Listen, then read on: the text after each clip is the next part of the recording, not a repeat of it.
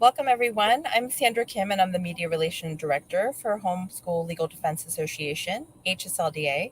Joining me today is my friend, LaNissir James, HSLDA consultant and homeschool mom to seven. And she's even graduated a few, so that's amazing. Thanks for joining me today, LaNissir. I know that you'll have lots of insight and perspective to share with us. Yes, I'm excited to be here, Sandra. This is exciting.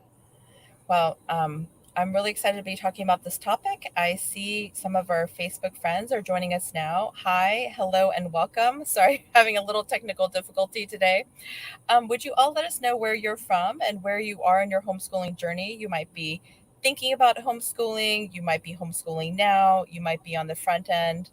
Um, but whether you're just thinking about homeschooling or you just need an atta girl, mom, dad, grandma, you got this. Well, I'm here to encourage you today, and so is LaNissir. We want to tell you, you got this. You got My this. family just started homeschooling 2 years ago. I have a 14-year-old, a 10-year-old, and an 8-year-old. It has been a journey, and I'm excited to share with you our foibles, our successes, our failures. This is just a chance for us to tell you more about what it's really like. And LaNissir has had quite a few years of homeschooling under her belt as well. So, LaNissir, as we get started, can you tell us a little bit about yourself? Yes, thank you, Sandra. I'm a wife, I'm a mom of seven. I describe myself as the Arthur speaker and consultant and the co captain of the James Party of 11. That would be nine adults and two puppies. Or I should say nine people and two puppies. So I'm excited to be here. And I'm rising into the 16th year of homeschooling. And my oldest is 24. We've graduated three already. I can't believe it. I take my third daughter to college this week. And Wow. we have four more to go. Just four more to go. It's exciting. That's amazing. Well, that gives me a lot of hope, and it's just really neat. And I want to congratulate you. Just you've got your kids in college, they have flown the coop, they have done so many interesting things, and we're definitely going to be talking a little bit more about that. So, welcome, Claudine from Massachusetts. We're excited to see you and so many others. We're excited to talk about this topic and also hopefully to answer a few of the questions that you have. But, let's go ahead and talk about how homeschooling provides the freedom for your child to pursue what they are curious about. Kids naturally love to learn, and how can you keep that going in homeschooling? Well, I think the way you keep it going is to first know what it is. I think sometimes as parents, we just have to slow down, smile, look your kid in the eye, and ask them that question: what do you love doing? And, it's exciting in homeschooling that you can set your life at a pace where you can get those answers. If you're talking to an introverted child, it may take a while for them to respond. An extroverted child will tell you right away and begin to pursue some of those interests, even if they're not academic. I think that's the thing, Sandra, we have to talk about.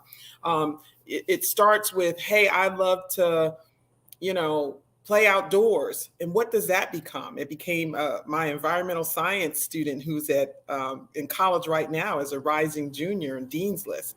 Who knows what it turns into? But I think that when kids love to learn, things open up for them. It's exciting. And it also fosters a lifelong learning kind of attitude about education. So that's exciting. I agree. And that's just such a different mentality, even for me, because, even for me, I remember as a kid, I used to learn to the test, right? So I used to memorize those facts, remember them for the test, get them right, and then just let it go. And it's so different in homeschooling in our family. We're learning something, and there's a book that we're reading together, and then that relates to a history lesson that we might be following, that Yeah. relates to a video, that relates to a book. And so I feel like there's a lot more, it stays with you and it becomes a part of you. Would you agree? Yes, absolutely. And I love how you kind of have this web that kind of winds through all aspects of your life on the subject. And that's exciting. I agree. It's a good spider web. So that's another thing. How do you go about modeling a curiosity growth mindset? So I know we had talked about this a little bit before. Can you talk to that a little bit? Yeah. So, one, just really helping kids come out of what you were saying. You kind of learn a test, the information, you get it right or wrong. But instead, you set an atmosphere where kids can kind of fail forward to success, and Mm. that they don't always have to have the answer. They don't always have to be right. You teach a lot of humility in the midst of it all, and just say, you know what? We're failing forward. These experiences will help us know more.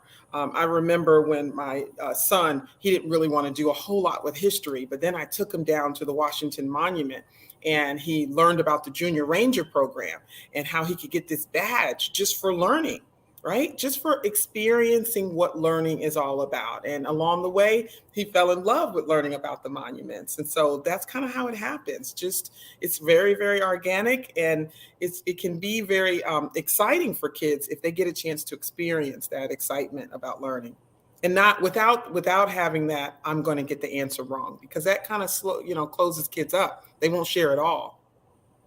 I agree. And it's not about having the right answer or an answer, it's about the exploration process. So I would almost say that learning is a process. And so, going through it, it's not whether or not the experiment was successful per se, but it's about going through the steps of the experiment to learn something. So, Yes. and then it also kind of takes the pressure off, right? A little bit. I mean, for me, it really did. Yes. So we've always done the Junior Ranger badges. We've always been in the Washington, D.C. area. So I've taken my kids all over this area, the DMV, Pennsylvania, and, it becomes a part of them. They remember climbing, up on the hill in Gettysburg and seeing the cannons and seeing, parts of the fences and having those kind of remembrances, not Yes. just a book, an answer in a classroom Right. setting, which we Yes. do spend some time. So that's another thing that I want to kind of go to is, what does it mean to learn to mastery? Repetition. We're RVers, so we're out and about, and I love to create opportunities for repetition. I remember teaching one of the children, she was struggling through some division. And I was like, you haven't mastered that multiplication. Let's go back. And she's like, I can't go back. I said, sure, you can. You can go back. It doesn't matter. You're not behind. When people say they're Mm. behind, I say, behind who? And so, we were able to step back, breathe a little, really master the multiplication, so that when the division got started, it really, really kicked in. And so a lot of repetition is important. And I love what you were saying about having different opportunities to connect with children. I love having some homeschool stuff in the RV, some homeschool stuff at home.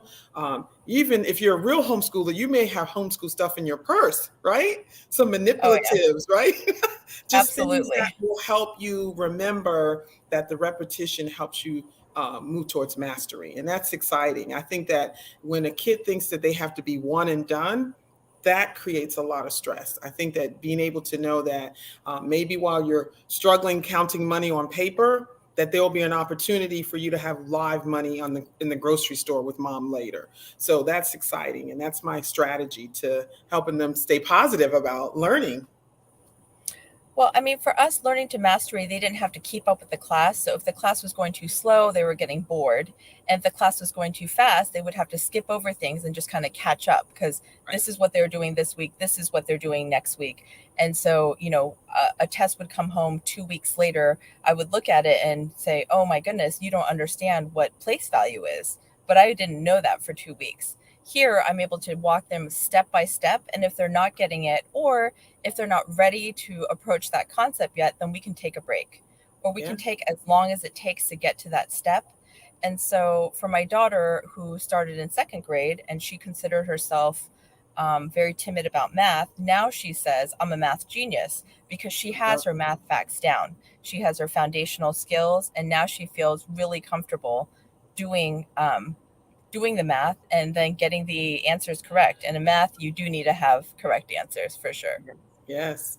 And I think kids pick up the vibe from their parents too. So if we're positive about it as parents, the kids are positive. And so I think that has a lot to do with it. I love what you said. I'm a math whiz. That's exciting. And that goes to show that you're saying positive things about her moving forward to grasp concepts that perhaps she didn't have at another time. I always love to tell the story about the pizza that came in the house. And prior to that, we were working on fractions. And one of my little boys, he was saying, "Oh, I can't get it. I don't understand why a half is bigger than a fourth." Because 4 is bigger than 2. Well, when the pizza came, I told the guy, double cut the pizza. And so I said, do you want half of this pizza or a fourth? For then he was forever the wizard when it came down to the fractions. And so sometimes if you just switch the pendulum a little bit, right, have a paradigm switch, kids will get things that maybe they didn't get at the time you were trying to teach them. And that's okay. And if you have a good attitude about it, they'll be willing to try it again without the fear of failing. Absolutely. And I mean, I want to pick up on that. It's all about, you know, it's okay to fail. And so they're in a safe space to fail. And so I feel like sometimes, they haven't had that before. And so being able to try things out or get things wrong or take a long time really gives them the expansiveness in their mind to really, go for it, the different goals that they may have. Yes. And failure is the only road to success. Success is a series of failures over and over again. I've failed forward in my homeschooling, and I'm much better than I was 16 years ago, but it was because I've capitalized on those mistakes, right? You're Right. thinking, oh, well, don't do that anymore. And of course, my poor firstborn, right? You practice on that kid, don't you? Oh, yeah. Oh, Because yeah. you don't have anybody else to practice on but the Well, firstborn. that's what So, I was saying. Your last one is going to be the smartest one because she gets, yes, all the iterations. So she gets the seventh iteration or the ninth iteration. So, yes. you've definitely got it now. So this is exciting. So how do you figure out what your kids' strengths are? Like a lot of these folks have never been, in that teaching mode, even though you are your child's first teacher. This is the first time that they've sat down and said, okay, let's talk about this quarter of this pizza, and how do you figure out what their strengths are? I guess that's first part of the question. And then how do you go about teaching to those strengths? Yeah, those are great questions, Sandra. So, of course, I have a little, advantage in that I know a lot about personality types using the Myers-Briggs, and I realize that many people don't have the access. But I know the difference between a kid who's an introvert versus an extrovert. Right? You have your kids, you're gathering them up at the kitchen table. You want to teach them homeschooling, but that's that introverted child who says, I'd rather read a book by myself. And you think it's something wrong, and it's not. But one of the things that I advise parents to do is to take a journal. Take a journal because there's no two kids alike of your child. Because if you will listen in, if you will lean in, if you slow down and pay attention, you can take some notes and say, I noticed that, Johnny is a little bit more crabby in the morning, right? Well, that's a Mhm. clue. He's not a morning person, right? Or maybe Right. he needs to get better, to get to sleep earlier at night. Right. You think that, the faintest ink is better than the fondest memory, right? So you have to write things down. And if you're like me, you have multiple kids, you want to write down clues because life gives you clues. And kids will show you who they are by a lot of repetition. You'll begin to see, hey, I noticed that when we went on a field trip, my Hmm. son was way more excited. He seemed more energetic. He seemed more happier. And so those are the kind of notes that you want to take so that as you're creating opportunities to learn, you include those things so that you know that you're creating delight in education and you're igniting their ability to want to learn more because you're, of course, sandwiching it with the things they love to do. I'll give you an example. Right out Tell me. back, I have a gazebo. Okay. And Hmm. I do have kids who love learning outside. Well, I'm not always in the business of wanting to go outside, but I've learned that if I will just take one lesson in the kitchen and one lesson outside, I have a Right. completely different kid as opposed to if I kept them in the whole time doing school all day. Right. I'm all about outside when there aren't mosquitoes. So I am with you. Um, for Yeah. me, I'm like a mosquito magnet. So I'm kind of like, it's nice outside, but if there's a mosquito, it's going to bite me. So I really like the cool of early fall when it's like nice and cool, but the mosquitoes are dead. And So we do that too. We go out on our deck and we have nice little sitting area. We have an eating table. So when the weather's nice, we definitely do that. And it's just changing it up. Even if you're just Yes. changing your environment, going to the Yes. library, that Yes. has been a total, you know what I mean? It's just taking that moment to switch it up a tiny bit really Yeah. has helped my kids as well. Absolutely. So this is a big one, LaNissir. I am so excited for you to talk about this. What have you done for your kids to connect learning and real life? And Oh, I yeah. just, there's so many different ones, but I really specifically want to hear about just all the cool building that you're doing and just all the training that you're doing with that. It's like I see the pictures and I'm really blown away. Oh, we're having a good time. That's the most important thing. I hope that message comes across.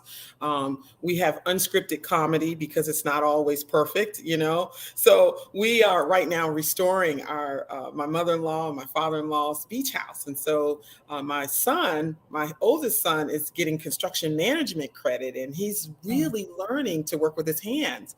And that started in a woodwork class that we did in co-op that kind of didn't go so well, right? There's right. that failing forward to success, Mm, to turning into him, redoing the steps and redoing the deck, and they're laying the floor. And I'm watching, of course, all under my husband's direction, but I'm watching him and his sisters and his sibling get along and work on a project that they're able to enjoy. So one of the rooms is done already, and I just saw them, doing rock, paper, scissors as to whose room it was going to be. It's hilarious, but they're learning a lot. I told my son, I said, "You're going to be the builder. You're going to be the builder of the family." He's, going to college and in business, international business, but he can still learn to do the things that he loves doing. My husband, prior to him going into his career, he did auto. He was an auto mechanic, and so he's taught my son and the daughters, how to change the oil. He knows how to change the brakes, the tires. I mean, he can keep a car running. But those are the kinds of skills that you can pass along. And I love to go a step further, that if it's something they're passionate about and they want to put some hours into it, it even could be a half credit of an elective or maybe in a full credit, depending on how much time you put into it. So I love doing that. And we have a lot of that going on. We're even in the process now of writing our own history book. It's exciting. I call it live history. So telling their own story. And the kids are really excited about it. And I love how family members get a chance to share about knowing our grandmother and our great grandmother and our grandfather, and all those stories go in the book because it's part of the learning process. So we're just having a really, really good time. And don't forget the simple trip to the grocery store, shop in the outer perimeters of the grocery store. I give my teens the money for the grocery so they learn how to budget. And guess what? They could come back with all that junk food if they want, then nobody can eat. And so, again, they'll fail forward to success. They've made some mistakes. Now they know how to go to the store and they're like, listen, we got to get our fruits, our vegetables, our dairies, our meats. And I love just to see how they've learned how to do some things that I know that if we were not homeschooling, we wouldn't have time, right? You just kind of do it and you go. You don't allow the kid to experience it because you're in such a rush, rush, rush. But if you're not, you can have them really teach them some skills that they might need later in their lives. agreed. And I homeschooling is basically learning in your life. So it doesn't end in the classroom. It just keeps going. So I think that's what you're saying when you're saying, you're going to the grocery store or whatever.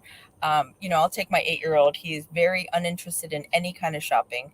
But I'll take him to the grocery store and I say, "Hey bud, I want you to compare these two mustard prices. This one's 132 and this one's 306." And Right. he's like, "Well, this one you save this much money." So he's doing math, and we'll get home and I'll say, "Okay." And he's like, "Well, don't I have to do math now?" And I was like, "No, you did it. You just did it." Or we'll do the running tally, right? So we'll say, "Hey, let's see who gets closest to the bill." And so, the two are very competitive. They're 10 and 8.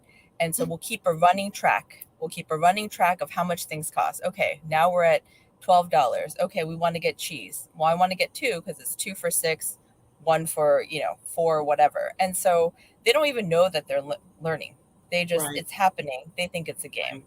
And Yes. so that's one of the things where I just felt guilty all the time because I thought I had to like sit there at the table and like be turning pages and checking off marks. And what a very wise person, and it probably might have been you, told me was like, no, come on, Sandra, like you're already doing it. Why are you trying to make a double thing? Like you're already at the grocery store, and then you can also say, hey, I only have $100, and so I need fruit, I need vegetables, I need Yep. cheese, and then I need some other things. Can you guys help me figure this out?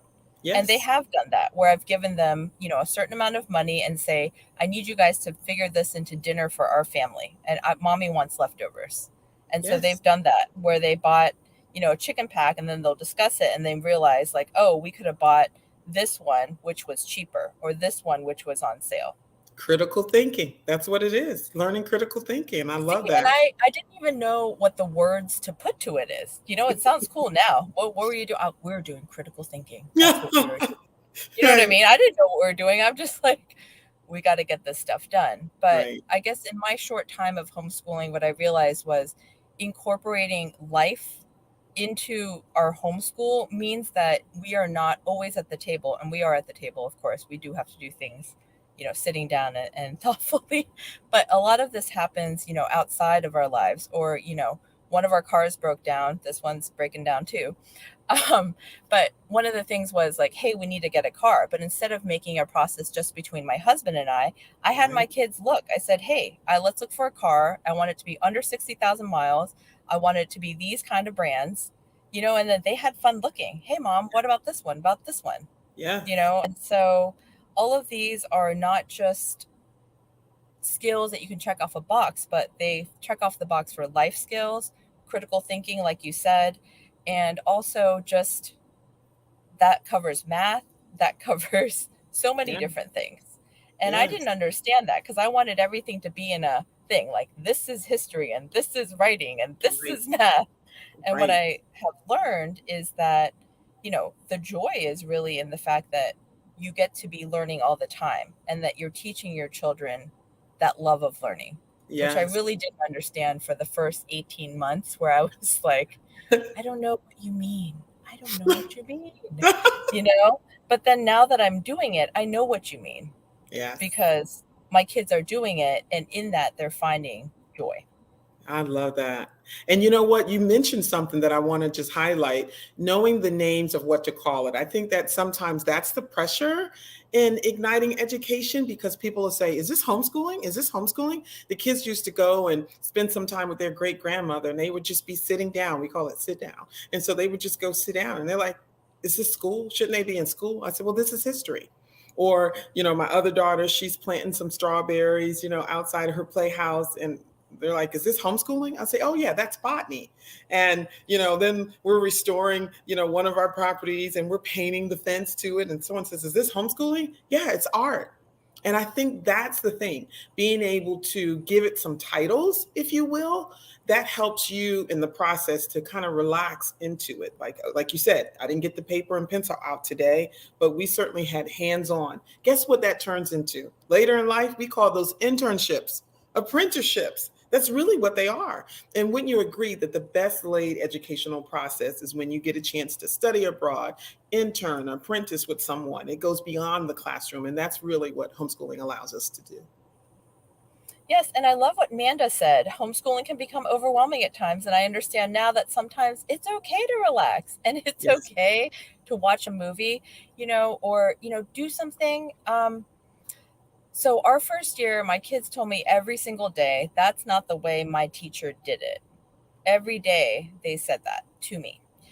And, I just try to make learning fun and interesting. But, there just would be those days where I'm like, okay, we're done. We are closing our books now.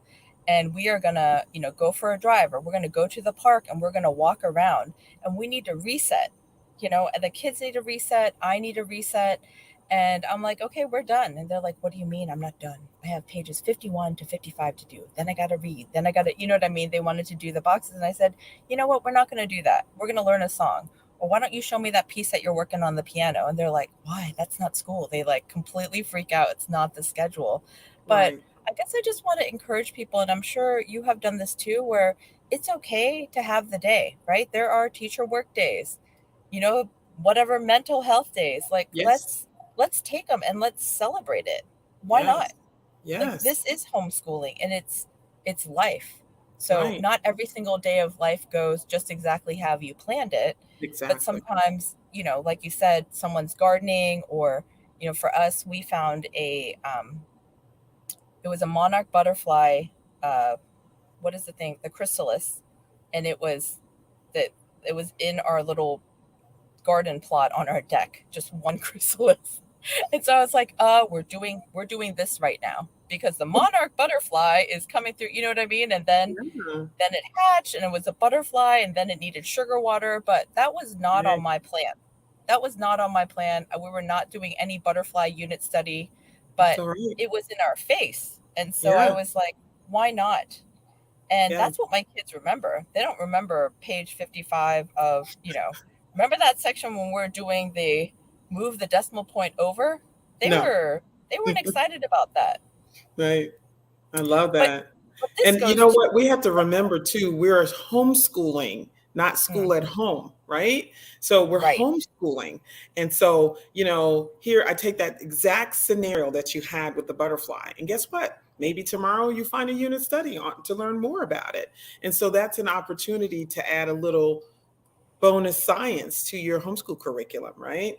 And so it's exciting to just kind of take what they're organically learning and expand upon it. We just came from Dallas. We RV'd to Dallas, Texas, and we were You going go, through the girl. state. It's hot in Dallas. It was hot. Yes, we were talking about how hot it was. Okay, it wasn't as hot as Arizona, but it was definitely hot. But we were able to go back and do some history. Now, keep in mind, we didn't prepare the lesson before we left, but when we Mm, came back, we were like, okay, what's the history in Texas? What's the history in Arkansas? What's the history in Tennessee? How about Virginia? And oh my gosh, what did we miss about Maryland? And so it really can be an opportunity that even if you didn't plan it out, I guess that's my point, you can follow up with it, right? And it will enhance your education as well. I mean, See, you're giving me the words right here. You can follow up, yeah, because sometimes I always think, oh, I failed. Because for me, I my the tape in my head is always like, oh, I'm not doing this right. But what I right. realize now in knowing more homeschooling families and parents and kids that I find delightful and successful, it wasn't necessarily planned. So I love what you said. Like, you didn't necessarily have this plan, but you're like, hey, we went through these states. Let's follow up. So I Yeah. need that word too. Like, hey, we went, you know, this is what we're going to do. This makes sense to us. We're going to follow up with that. And why don't Yes. we explore that a little bit more? Yes. Yes. And that's what So, delight in learning is. That's what loving education is all about. That's what igniting children's, love for education is all about. Just, they can receive what you're putting in front of them in paper when they saw it live. I think that matters. So that's exciting. so okay, so this does happen. There are times where you are trying and they are not getting it, or they do not want to do it. I've had this experience, but you've done this a few more times, so I'd love to hear what your thoughts are on that, LaNissir. When they're trying and trying and they're not getting it, whether it be Hmm. math, science, history, English, what's our five core? English, math, science, history, foreign language, no matter what it is that they're Okay, not getting, sometimes you need to reset. The reset. reset button, there's your word, Sandra. Reset. They say nobody's on all the time. And guess what? Everything works better sometime when you power it off and turn it back on. And that's a concept sometimes when if you're having one of those days where just everything is just not going right. Power it off and come back on. And guess what? There's power in naps. I'm the type of person that I'm afraid to miss something. You know what I mean? Mm. I love to, Hmm. optimize my day. But Are sometimes you you're a so FOMO? Because I'm a FOMO with curriculum. I'm like, what are they doing? I've never heard of Mequon math. I want to know about that. I don't really want to know anymore, but But sometimes you need a power nap, Sandra, and so that you can better, execute what it is that you're trying to do. And also pay attention to your peak times. Every person, every individual, whether they're a baby or they're grown, 100 years old, people have peak times in their day. So sometimes when things are just not going well, I bet you there's some sort of pattern. There may be things going on in the house where everybody's cranky, or things are just not on schedule. Folks are right. crying. And listen, I've homeschooled with a lot of little babies. I was either pregnant, nursing, or about to be pregnant again. There you go. That was almost 20 years of my life. And so I've learned to lean in and laugh to keep from crying sometimes because things are not going to go perfect. And I will tell No. you, I am the person that likes things in order. Mhm. God has a sense of humor because then he'll give you a lot of people so it's never in order. So Right. I have to spend time just breathing, relaxing, and enjoying the fact that we're home in our home all day. It's going to be messy. I just want to remind you, moms and dads, it's going to be messy, right? Because would you agree, Sandra, when you were out of the house all day, right? Oh, oh man, my house was Things were so clean, clean. It was so clean. clean, it smelled good. Now it smells Good like people. mulch and dirt. My son, for some reason, he thinks he's the basketball player. So everywhere he goes, he jumps up and he puts his dirty basketball hand on my ceiling, on the trim, Mm, on joy. every door walk through. And I try to remind myself, I'm gonna miss him. I'm gonna miss this. I'm gonna miss this. I'm not missing this, Teddy. If you do that one more time, but at the same time, you know what I mean? It's like a friend of mine came over and she said, your home is so delightful and warm. There's books in every corner. You know what I mean? There's like this warm feeling. And I was like, you mean the dust bunnies in every corner? Mean that mulch that I see on our front rug? Like, so people, it's the way that you frame it. Yes, And what I realized was that if I'm not feeling delightful, yes, neither are my kids, because that's the right. atmosphere that I'm breathing out is the one that my children are absorbing. And so, Yes, like you said, LaNissir, which is so wise, go have those frustration moments alone, you know what I yes, mean, or take your yes, deep breath and then come back out and be the one that's modeling that behavior, that excitement about yes. counting money or whatever, which they never really see money. So they were playing with some play money and they're like, I don't know what the point of this is, mom. Like, where's your money? I was like, well, there is money and these are pennies and these are nickels and Right, dimes. right, But I mean, it's one of those important to know. And even though sometimes it doesn't seem like it makes sense. right. And Uh, sometimes you just have to spend a couple of extra minutes in the bathroom. And I always tell people that if you have a whole lot of kids, if you keep the light off, they'll take an extra 5 minutes to find you. And now oh, you've built in free time. There you go. Okay. So, and again, there's some days where they're seeing how you deal with pain. I mean, we had a major tragedy. We lost family members and they've seen mom and dad cry. But guess what? That's training too. So every day is not going to be blue skies. They also watch how you handle disappointments and how you handle failure and oh, they how you, watch everything. oh my They watch gosh. everything. Listen, my dad used to say, because I could never get the kids to stay on their sleep schedule. And he said it best. He says, Hon, he said, you are so interesting. Your kids are afraid to fall asleep because they might miss something. And I thought, okay, okay. But you think about that, they're curious. But guess what? When I was in traditional school, of course, I was in a public school, I never knew my mother as well. And it wasn't that she didn't love me, it's just that she was working and I was in school. And, the time that we saw each other was very limited, right? Or it was in the midst of, she's got homework, dinner has to be done, folks got to get into bed. So it wasn't that quality time. I really think my children have really got a chance to know us these past 16 years of homeschooling. And it's great. In fact, I've caught them mimicking me. That's hilarious, right? You know, Oh, my daughter does a deadpan and it's not pretty. I'm like, ooh, is that what I sound like? And she's like, she can mimic me and my husband perfectly. It's a yes, little, it's a little frightening. Not in a terrible way, but because they have been with us, yes, and because they know us. But yes, that's another thing. A lot of times, as a full-time working parent, I always feel guilty that I could be doing more. I could be spending more time and things like that. And you were one of the first people that reminded me, hey, Sandra, they are watching you. They're watching yes, you work. They're watching yes, you on the webinars. They're watching you type. They're watching you read over your stuff. I'll ask them to read it. Like, hey, I just wrote this. Can you take a look and read it? yes, And these are all things they're learning from that. Why am yes. I discounting what I do? I don't know why I did that. Right. because I I don't need mean, to do that's that. teaching work ethic. I mean, come on. You learn your work ethic from your parents. I mean, this is great. I mean, it's kind of how America used to be, right? They would be working on the farm, right? Whether you had a good day or a bad day, you had to go milk the cow. And so, Right. that whole work ethic is priceless. So my kids see me work, they see me move, they see how I handle, they see how I meet deadlines.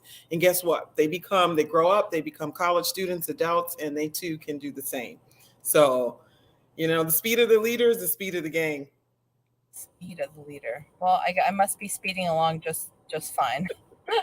So we talked a little bit about this. Another idea is to take it outside. LaNissir, you are a pro on taking it outside. I want to hear a little bit more about the traveling and learning. What about Taylor Beach? Can you talk a little bit about that? Yeah, so I want to give you hope that teens are always not as excited about being outside. You almost just like you would have to sell your family on, the new living room set that you thought that you loved and they hate or whatever. You have to Mm, sell them on the outdoor time. So I've had to be extremely creative. We're restoring a property that had nothing on it, just beach and grass. So we had to cut the grass. You gotta love it. So how do you convince a bunch of teens to get together and go cut the grass? I mean, really, they're like, "Oh, this is more work," but you can do fun things. So I got a grill, and so we had a person who was the grill master. Oh, and mm. so we would stop and get the groceries, and then we have grills. Then we would have a cooler, and of course, filled with ice, their favorite drinks inside, water, of course. And so then it became, wow, well, we're cutting the grass, and now we have a meal, and then we got a playhouse for them. Like it's literally a shed that they keep their kayaks in and their bikes in. And now you set the atmosphere. And I heard you say that, Sandra. You set the atmosphere so that kids can be excited about it. And along the way, that project has extended to us restoring, our mother-in-law's, father-in-law's beach house and the construction management, but it didn't start easy. I mean, you can't get a bunch of kids to say, "Hey, let's go sit outside in the hot sun." Right? That Right. doesn't go well. So you have to get strategic. And we have a lot of cool things like you name it. Let me tell you the culmination. My daughter, who's a volleyball player, she's going to be playing club volleyball at her university. And we got a big, like, official volleyball set. Wow. Okay. That's Put awesome. it up at our family picnic, and it was the hit of the weekend because why? Everybody got a chance to play volleyball. But what I noticed that the teens who normally don't have the opportunity to get engaged were engaged. Now, I Mhm. have a lot of fun with my 6-year old. I think you can pull out kinetic sand and Play Doh, and I even got some mason jars. Okay. Okay. Y'all remember the mason jars to collect what? Oh, I love those. Fireflies, right? Mhm. And so when it got dark, I wanted the kids not to be afraid. So then you had to have things to do when it gets dark. So fireflies was exciting. And don't forget about the campfire. Yes, the little tumbleweeds because we couldn't get the logs, to catch. And so we're known now. And don't forget about your s'mores. Don't forget about your graham crackers. Right. So And if you don't have access to all that, you can do it in the microwave. You can do it on the yeah, stovetop. You can go yeah. camping inside your You living can room. do Or it if in you're your like backyard. me, yeah, Yeah. yes, or you can camp out in your living room. I think that's so awesome. But you're showing the joy and the deliciousness. So it's like enjoying the sights, the smells, the enjoying all the different aspects of it. And so, a lot of times when my kids are learning, they're like, "This is so fun," and I'm like, yes, it is, but they don't even know at that moment, like that they're learning.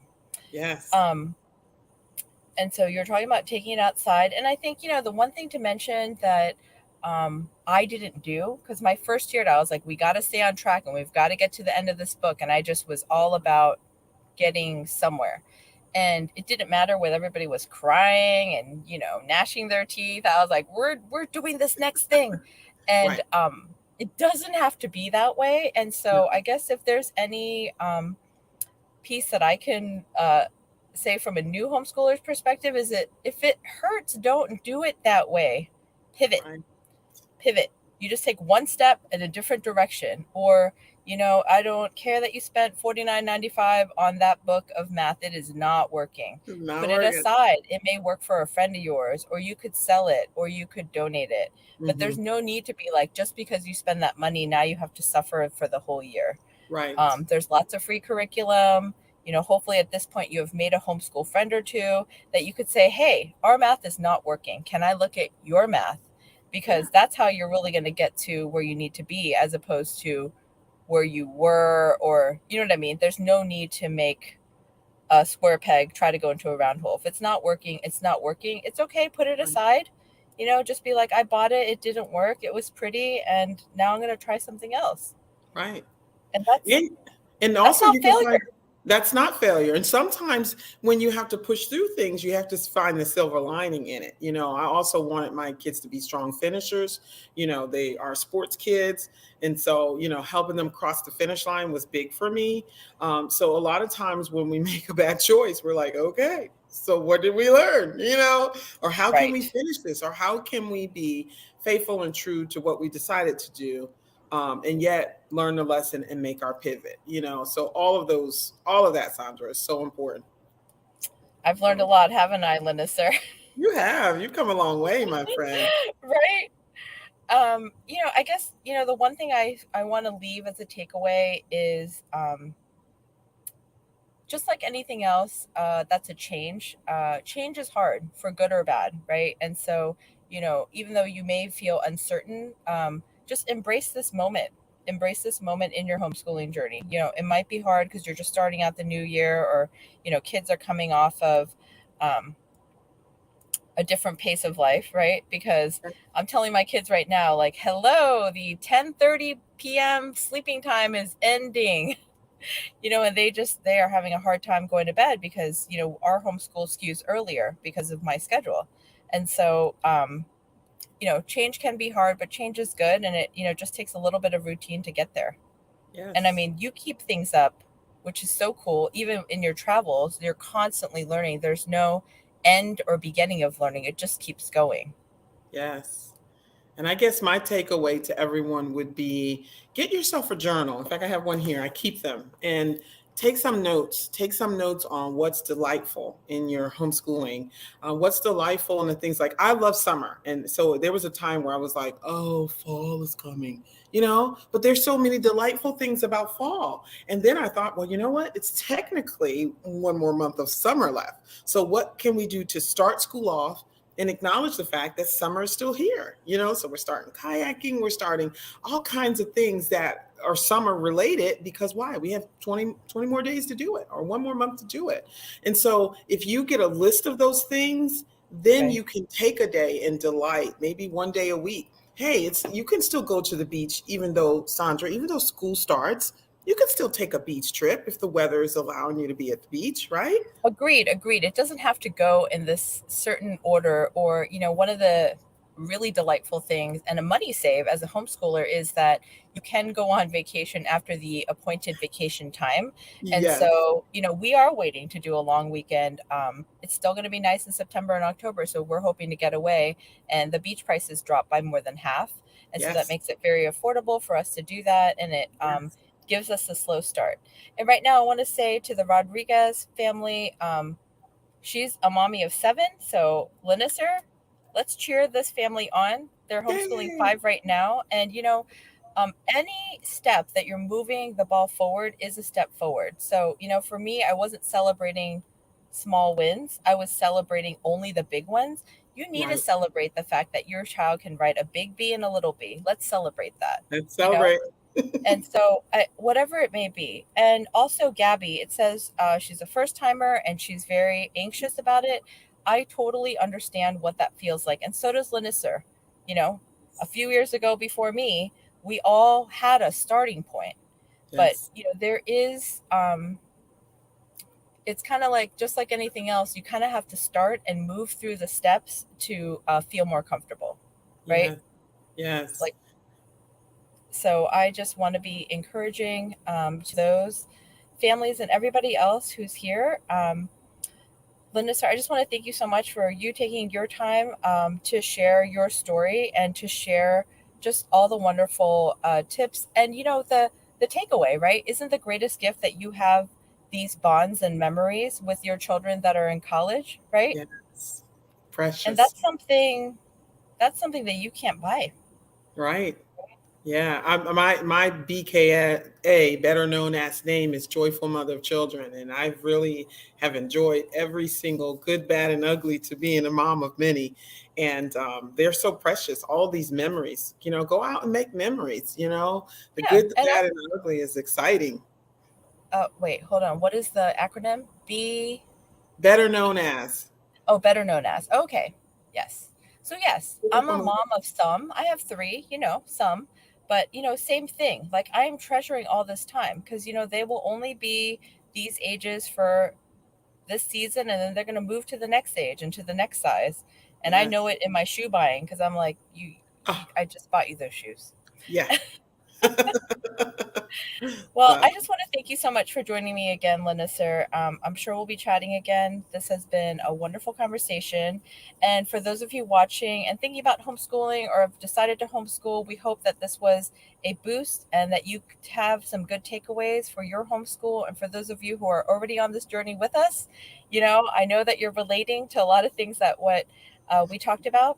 You can find us here at hslda.org. And for those of you starting, you can go to hslda.org/get started. In addition to our website resources, I also want to let you know that HSLDA members have access to a great legal team and educational consultants to help you answer questions you have about teaching your kids at home and having fun while you're doing it. We have Yes. educational consultants who specialize in helping member parents who have questions about homeschooling. You might have a child with learning differences who have dealt with bullying or other issues in a traditional school. HSLDA educational consultants are also homeschool moms, and they specialize in pre K through high school.